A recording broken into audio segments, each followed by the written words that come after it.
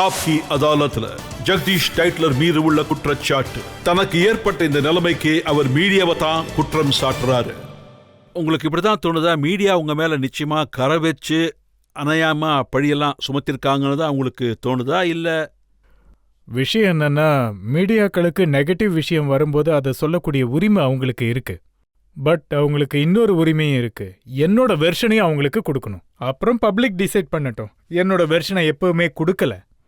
ஆதாரத்தோட, கோர்ட் ஸ்டேட்மெண்ட்டோட, என்னோட ஸ்டேட்மெண்ட்ல கோர்ட் பேப்பரை கொண்டு போய், சிபிஐ டாக்குமெண்ட்ஸை கொண்டு போய் அவங்க கையில கொடுத்தேன். அதுக்கப்புறமாவும் நான் சொல்றது அவங்க எழுதலன்னா, என்னோட விஷயத்தை பத்தி சொல்லலன்னா, அதுக்கு என்ன சொல்றது? எப்ப என்னோட நியூஸை காட்டினாலும் அதோட 84ல எரிஞ்ச வீடுங்க, அதோட இறந்து போன மக்களையும் காட்டுவாங்க. எந்த ஒரு மனுஷன் 29 வருஷத்துக்கு முன்னாடி, 25 வருஷத்துக்கு முன்னாடி 3 வயசுல உள்ள பையன் இப்ப 28 வயசுல இருக்கான். 18 வருஷத்துக்கு அப்புறம் பாருங்க, குறைஞ்சது 84 பார்க்காத 2 புது ஜெனரேஷன் பிறந்திருக்கு. என்ன பண்ணாங்கன்னா, அந்த ஜெனரேஷனுக்கு எதிர்க்க என்ன ஒரு கிரிமினலா நிக்க வச்சுட்டாங்க. என் பேரை கூட அவங்க கேள்விப்பட்டிருக்க மாட்டாங்க. இதெல்லாம் கேட்டதுக்கு அப்புறம் என் மகளே என்ன பார்த்து கேட்டா, ஏன்பா இதெல்லாம் உண்மையா? நிஜமாவே நீங்க எத்தனை பேரை கொன்னீங்களான்னு கேட்டா. எனக்கு என்ன தோணுச்சுன்னா, என் மகளே என்ன பார்த்து இப்படி கேட்டா அவளோட பசங்க இப்படி கேட்காம இருப்பாங்க. அப்புறம் தினமும் காட்டுவாங்க அப்படியே ஒரு 3-4 வில்லன்ஸ்கள் கூட. எவ்வளவு கேவலமா காட்டுவாங்கன்னா, ரொம்ப கேவலமா காட்டுவாங்க. நான் என்ன சொல்றேன்னா, பொய்யை ஏன் கூட அட்டாச் பண்ணி இப்படி காட்டினா, நான் சொல்றேன், நடந்தது ஒரு கேவலமான விஷயம். ஹியூமனிட்டில ஒரு காலத்துல ஹிட்லர் இந்த மாதிரி கொடுமையான விஷயங்களை பண்ணியிருப்பாரு. அவரு இங்க மோதி டைம்ல குஜராத்ல பண்ணியிருப்பாரு. அது கூட என்ன அட்டாச் பண்றாங்க?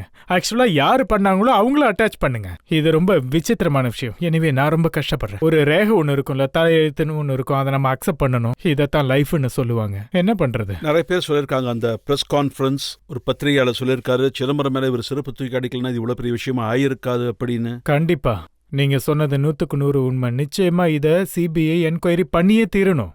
யாரு தூக்கி அடிச்சாங்க? டெலிவிஷன் வேற பின்னாடியே இருந்துகிட்டு இருந்தாங்க. எதிரில யாருமே இல்ல. அவங்க செருப்போட வீடியோ எடுத்துக்கிட்டு இருந்தாங்க. மத்த டெலிவிஷன்ஸ், அதாவது எலக்ட்ரானிக் டெலிவிஷன்ஸ் வீடியோ எடுக்கல. மத்தவங்க யாரும் ஷூட் பண்ணல, ஒருத்தர் தான் எடுத்தாரு. 15 நிமிஷத்துல சிடி ரெடி பண்ணி எல்லாருக்கும் கொடுக்கறாரு. யாரு ஃபோன் பண்ணாங்கன்னு அவங்களோட டெலிபோனை போய் பாருங்க. யாரு ஃபோன் பண்ணாங்க, அவங்களுக்கு யார் காசு தராங்க, அவங்கள யார் பண்ண வச்சது, அப்புறம் அவங்க சிதம்பரத்தை யார் அடிச்சது, அவங்க அடிச்சது சைட்ல இருந்து. ஜார்ஜ் புஷ்ஷுக்கு படும்போது முகத்துல நேரா வந்து பட்டுச்சு. பிரசிடென்ட் ஆஃப் கொரியாவோட முகத்துல நேர்ல வந்து பட்டுச்சு. இவங்க தூக்கி சைட்ல அடிச்சிருக்காங்க. செருப்பை முன்னாடி எடுத்து வச்சிருக்காங்க. அப்புறம் மீடியாலாம் வந்து அந்த செருப்பை நல்லா கவர் பண்ணிருக்காங்க. அந்த கேமரா வழியா தான் செருப்பு அங்க போகுது. Why not? அங்க 19 எலக்ட்ரானிக் கேமரா ஆன்ல இருந்தது. ஏன் அதெல்லாம் போட்டோ எடுக்கலையே? இது மட்டும் தான் ஆன்ல இருந்ததா? அது என்னமோ 300, எனக்கு அது பேரெல்லாம் தெரியல.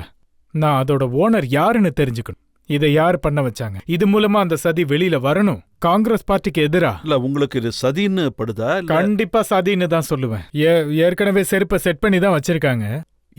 இது சாத்தியமே இல்லைன்னு தான் சொல்லுவேன். It's not a bit. அவரு ரிப்போர்ட்டர் தான், ஆனா இங்க உள்ளவர் இல்ல, வேற எங்கே உள்ளவர். Not on the AICC. உங்களுக்கும் தெரியும், ஜேர்னலிஸ்ட், ஒவ்வொரு ஏஐசிசிக்கும் டெலிகேட்டட் பவர் இருக்கும். சில பேர் தான் ஏஐசிசிக்கு போவாங்க. ஹி வாஸ் நாட் ஈவன் தேர். நான் இந்த ஒரு விஷயத்த கண்டிப்பா சொல்ல முடியும். மீடியால யாருமே சரி, எந்த எடிட்டரும் இந்த விஷயத்த அப்ரூவ் பண்ணவே இல்லை.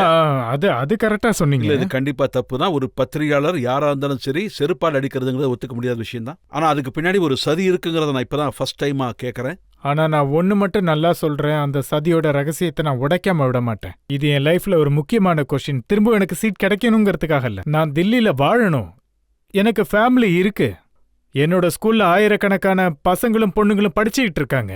அவங்களுக்கு எப்படிப்பட்ட இம்ப்ரெஷன் ஏற்படும் நினைச்சு பாருங்க. பொதுவா இப்படிதான் பண்ணுவாங்க. ஒருவேளை உங்களுக்கு டிக்கெட் கிடைக்கலன்னா உங்க ஒய்ஃபு கொடுப்பாங்க, இல்ல உங்க பையனும் கொடுப்பாங்க. அந்த மாதிரி எந்த ஆஃபரும் உங்களுக்கு வரல. நான் என் ஃபேமிலிக்கே கொடுத்துட்டேன்னா காங்கிரஸ் காரியகர்த்தாலாம் என்ன பண்ணுவாங்க? காங்கிரஸ் ஒர்க்கர்ஸ் எல்லாம் பார்ட்டிக்காக உயிரே கொடுக்கறாங்க.